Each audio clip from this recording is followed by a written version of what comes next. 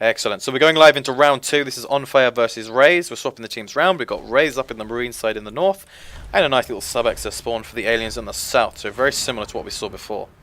Soma on the early gorge. I do love seeing the early gorge. It tells us that there's a plan, and they've got a plan. Nice. Power building the early arms lab.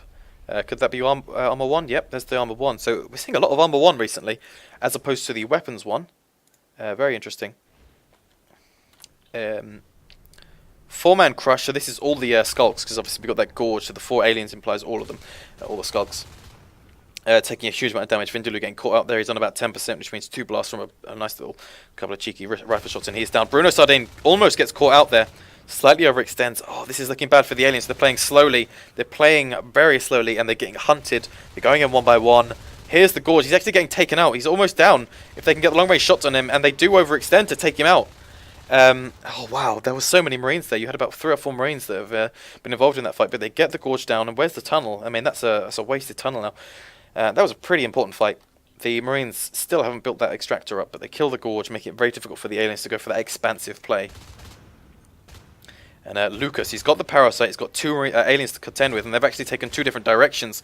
There's Zero Master nabbing that guy. Very nicely done. Armor 1 is complete, so there's the earlier upgrade. We'll see if that then comes into play to really help these guys out. Top Marine with a double kill, and then maybe even a triple kill if he gets the distance. Actually, Bruno Sardine supporting him just after his death.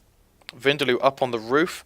Maybe when they tap the extractor, he'll come out. He wants to check if that's a power node or an extractor. He does come and check it. There it is. Vindaloo is probably going to look to try and nab the kill now that the extractor has been tapped. Bruno Sardine sees it. They're going to hold him off. Really nice aggression from Sardine here, Bacon Sardine and Peon into Coblab, taking out a Harvester. Everything's looking good for Raze, actually. It looks like they've really warmed up. They're in position to take this game. I like what I'm seeing.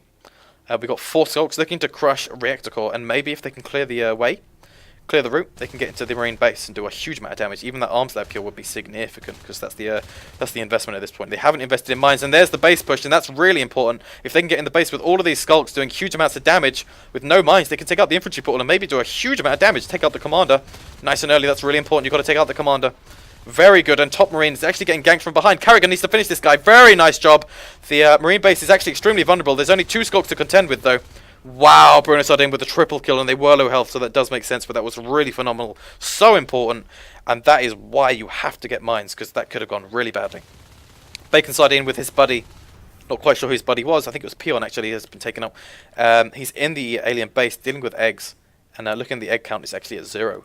So that's making it very difficult, very expensive for the aliens. Either they wait or they buy those eggs, and it looks like they're going to wait.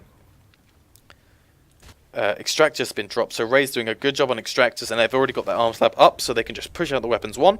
Have they got an armory? Nope, they don't have an armory, so it's going to be late shotguns. It's going to be very late shotguns and no mines, which means the base is still vulnerable. There's the Drifter, maybe looking to support them with the mucus membrane.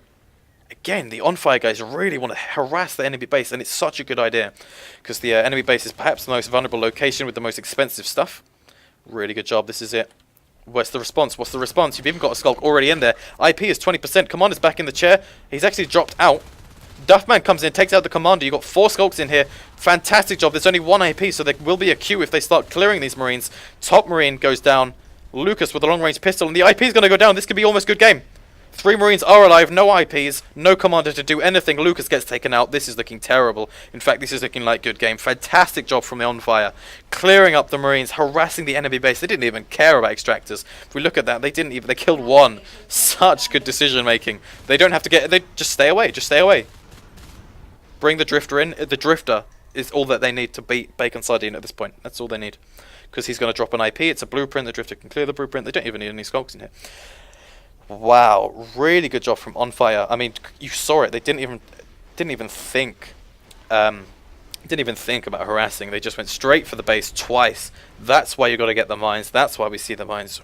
Really good job from onFire.